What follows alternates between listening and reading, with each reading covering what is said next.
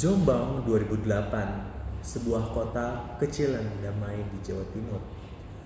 Anak-anak bermain di gang sempit, tertawa lepas tanpa beban. Tetapi di balik itu semua ada sosok yang mengintai, sosok yang mereka kenal dan sosok yang mereka percaya. Namanya Ria, usia 23 tahun, dan dalam waktu 6 bulan ini ia akan mengubah Jombang menjadi kota yang diliputi teror. Ini bukan cerita fiksi, ini nyata. Dan ini adalah salah satu kasus pemberantasan nyawa berantai paling mengerikan dalam sejarah kriminal Indonesia. Selamat datang di channel The Seven Wonders. Hari ini kita akan membedah kasus yang membuat seluruh Indonesia bergidik ngeri. Kasus pembunuhan berantai Rian di Jombang. Untuk memahami monster, kita harus mengenal masa lalunya terlebih dahulu. Rian lahir dan besar di sebuah keluarga sederhana di Jombang. Sejak kecil, teman-temannya mengatakan Rian adalah anak yang pendiam, terlalu pendiam.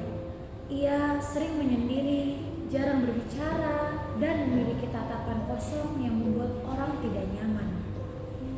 Di lingkungan sekitar, Rian dikenal sebagai pemuda yang aneh. Ia sering terlihat berkeliaran sendirian di malam hari. Tetangga sering melihatnya menatap anak-anak yang sedang bermain dengan tatapan yang tidak wajar. Tapi tidak ada yang curiga, tidak ada yang tahu apa yang berkecamuk di dalam kepalanya. Yang membuat kasus ini semakin mengerikan adalah fakta bahwa Rian tidak memiliki riwayat kekerasan sebelumnya. Tidak ada catatan kriminal dan tidak ada tanda-tanda awal. Ia adalah predator yang bersembunyi sempurna di tengah masyarakat. Dan pertengahan 2007, sesuatu di dalam Rian patah. Korban pertama Rian adalah seorang anak laki-laki berumur 8 tahun. Sebut saja namanya Adi. Adi adalah anak yang ceria, suka bermain layang-layang di lapangan, dan kebetulan tinggal tidak jauh dari rumah Rian. Suatu sore, Rian mendatangi Adi yang sedang bermain di depan rumah.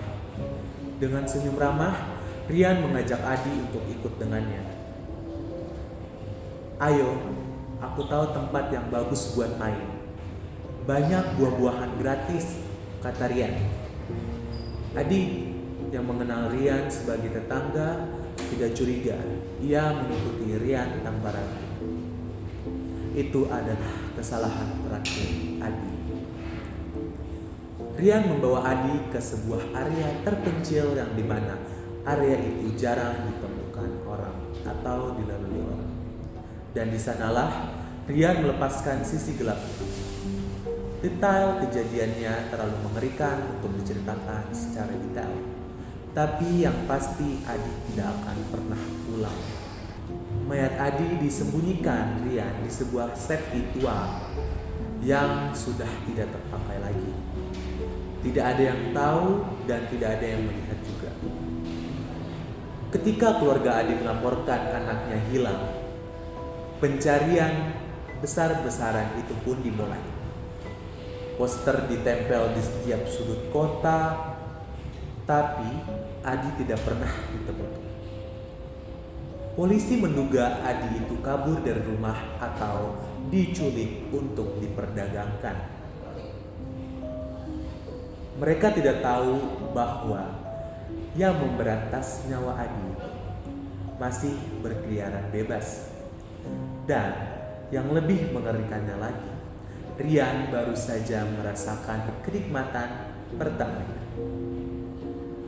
Dan Rian ingin lebih lagi. Dalam 6 bulan berikutnya, Jombang dihantui oleh fenomena misterius. Anak-anak terus hilang satu persatu, 2 bulan sekali, kadang sebulan sekali, pola yang sama. Anak-anak yang bermain di luar tiba-tiba menghilang tanpa jejak. Korban kedua, ketiga, keempat, semua anak laki-laki berusia 7 sampai 10 tahun. Semua dari lingkungan yang sama, dan yang paling mengganggu, banyak dari mereka yang mengenal Rian. Rian memiliki modus yang sama, mengajak korban dengan berbagai alasan yang terdengar tidak berbahaya. Ayo, aku punya PlayStation di rumah sepupuku. Mau ikut gak? Ada orang bagi-bagi es krim gratis loh. Temanku punya anak anjing, lucu banget. Mau lihat gak? Anak-anak yang masih polos dan mudah dipercaya mengikuti tanpa ragu. Bagaimanapun, Rian adalah orang yang dewasa dari lingkungan mereka. Mengapa mereka harus takut? Tapi begitu mereka berada di tempat sepi, Rian menunjukkan wajah aslinya. Detail pembunuhannya sangatlah sadis. Rian menggunakan berbagai cara, dicekik, dipukul